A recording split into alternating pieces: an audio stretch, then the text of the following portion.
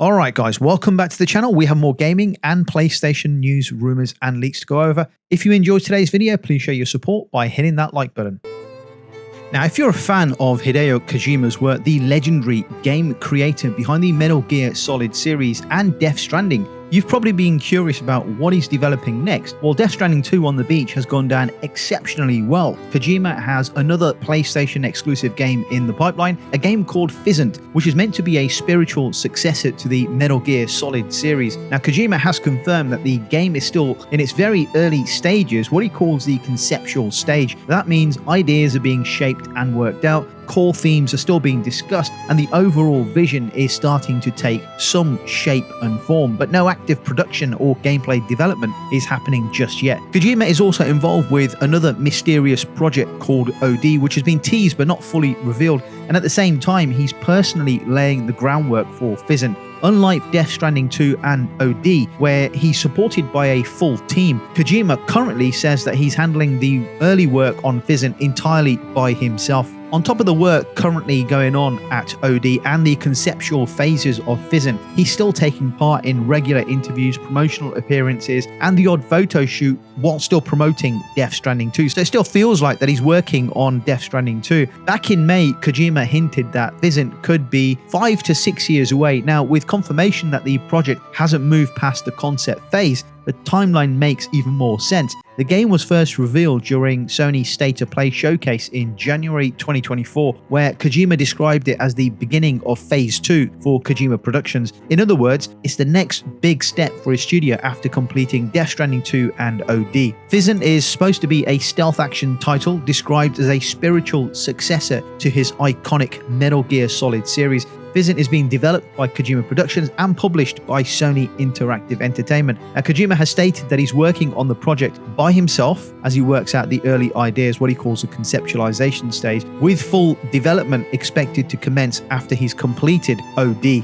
And the name Physint has been created out of two words, physical and intelligence, which ties into the genre, which focuses on espionage and stealth mechanics. Kojima's expressed his intention to transcend the boundaries between film and video games with this project, aiming to deliver a cinematic experience. All sounds very exciting, and it's been far too long since we had anything remotely similar to the Metal Gear Solid series. So even though this is still many years away, the fact that Hideo Kojima is working on a new PlayStation 5 exclusive game that is based on stealth and espionage, which is meant to lead on from the Metal Gear Solid series, a spiritual successor as it's described as. This has me very, very excited. Guys, let me know your thoughts in the comments and let's move on. Now, the Battlefield 6 open beta is in full swing. A brilliant weekend of gaming on Battlefield 6. I had a blast playing it. However, while many players are just excited to have finally get the opportunity to play Battlefield 6 before it's officially released in October, there's been a little bit of drama brewing, especially amongst the Xbox players. It all started when fans noticed that PlayStation 5 players were getting a special reward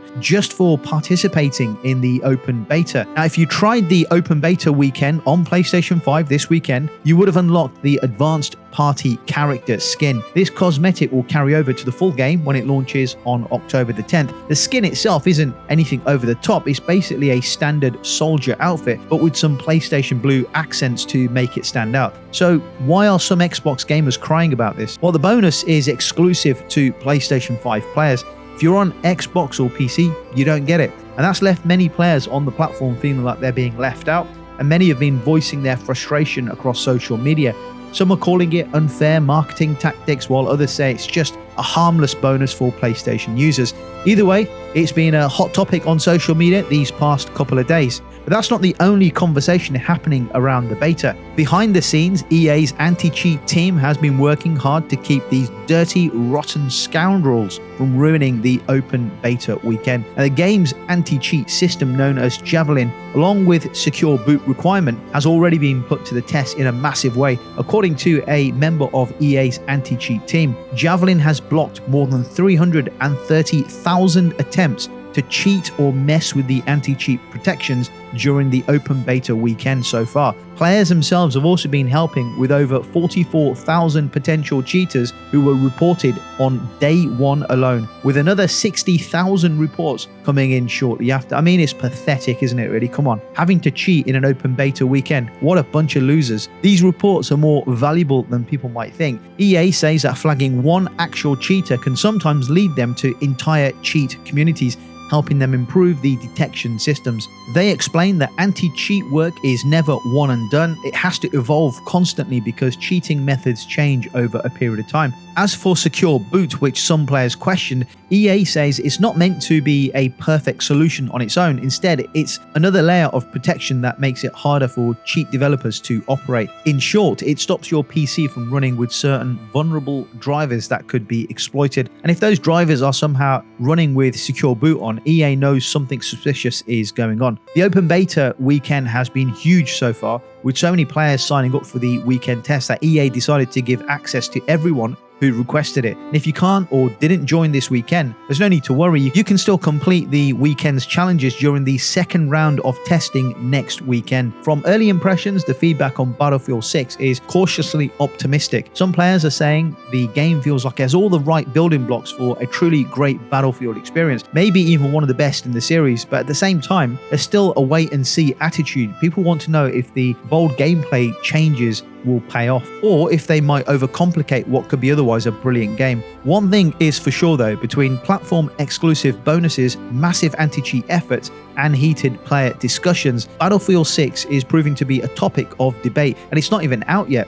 My very early impressions of this game is that we finally have a decent shooter on consoles. In my opinion, this will make Call of Duty pull its finger out and start focusing on proper game improvements. I thought Battlefield 6 was gritty and far more realistic than Call of Duty could ever be, certainly in the current context. Don't get me wrong, it's still very early on. It was only an open beta weekend, so we know things can still change, and there are improvements required in Battlefield 6. But just as early indicators go, Battlefield 6 is definitely a step in the right direction. And I can see many Call of Duty gamers who used to enjoy playing Call of Duty Online who are sick and tired of the Fortnite trend-chasing cosmetics and visuals, which are just completely ruining a war game shooter. You know, I used to play Call of Duty because I used to like the realism, right? You're playing with your mates, with your buddies, you're online, you're playing against other people, everyone's kind of shooting and fighting to win the game, to win the map. I mean, you're trying to play a game where you try to immerse yourself in that world, and then you got freaking Beavis and Butthead, Nicki Minaj or Lionel Messi come and take you out. It's fucking ridiculous.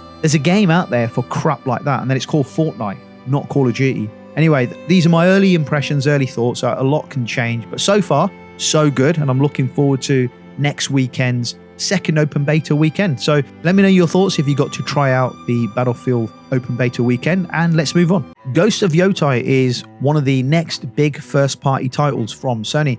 It's made a strong impression during its recent State of Play showing, and now it looks like the marketing push has officially begun. Recently, new gameplay footage appeared on Sony's social media channels, giving us a closer look at one of the game's unique weapons, the Kusarigama. For those unfamiliar, the Kusarigama is a traditional Japanese weapon made up of a small sickle attached to the end of a long chain. In Ghost of Yotei, Atsu wields it with impressive skill. Now, the footage playing in the background shows her using the weapon to hook enemies from a distance, pulling them in for a devastating finisher. The chain also allows for wider sweeping attacks, making it useful for crowd control when you're surrounded by multiple enemies. Fans are already hoping that similar spotlight videos will be released for Atsu's other weapons in the game, like a spear or a dachi. Great to see this short clip come out a couple of days ago. Clearly, Sony is getting into the marketing mode for Ghosts of Yotei, and I look forward to seeing more gameplay snippets over the coming couple of months ahead before the game is released. Guys,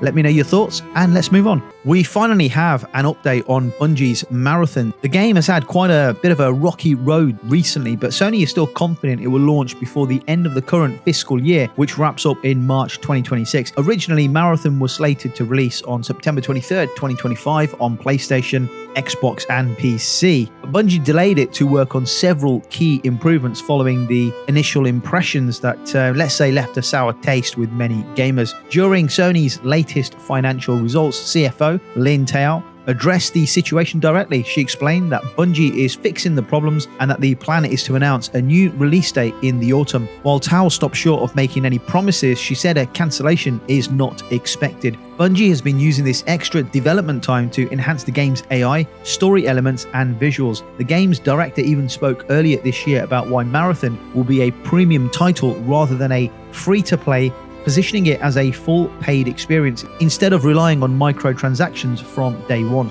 And for those who don't know, Marathon is a PvE extraction shooter where teams of 3 compete to gather weapons, gear, and valuable resources. Players face not just rival crews, but also AI-controlled security forces and other dangerous enemies. The twist is that while death is common, you keep the loot you've secured during your run, allowing you to grow stronger over time. But the story around Marathon isn't just about development delays. Sony is also making changes behind the scenes when it comes to Bungie itself. When Sony acquired Bungie, the studio was given a lot of independence, essentially operating as its own entity while still being under the PlayStation umbrella. However, Lin Tao revealed that this very independent environment is starting to change. Bungie is now becoming more part of PlayStation Studios and full integration is underway. This move comes after a string of challenges for Bungie, including declining player numbers for Destiny 2, multiple rounds of layoffs, and even controversy surrounding accusations of plagiarized art assets in Marathon. Sony clearly wants to have more oversight to ensure that Bungie's game meets expectations, especially since the studio was meant to play a key role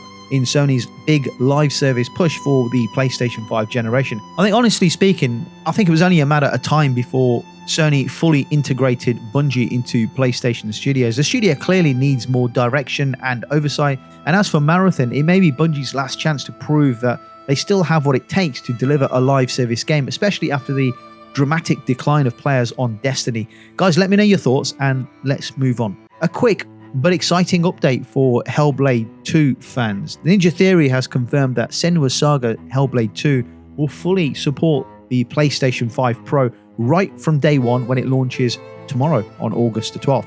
For players picking it up on the PlayStation 5 Pro, that means some noticeable boosts to the game. The game will utilize PSSR, which is Sony's own upscaling technology, designed to deliver sharper visuals without sacrificing performance. And on top of that, both performance and quality modes will have increased dynamic resolution, meaning the game can adjust resolution on the fly to maintain smooth gameplay. And for those who prefer higher frame rates, the performance mode settings are getting a bump as well. For anyone who hasn't been following closely, Hellblade 2 first launched back in May 2024 on PC and Xbox. It's the sequel to the critically acclaimed Hellblade: Senua's Sacrifice, and once again puts you in the shoes of a warrior struggling to survive in the harsh and violent world of 9th century Viking Iceland. The game blends cinematic storytelling with tense, up-close combat, but it's not just about fighting enemies in the battlefield. Much like the first game, Hellblade 2 dives deep into Senua's personal struggles, especially her ongoing battle with psychosis. This makes the journey as much about her mental state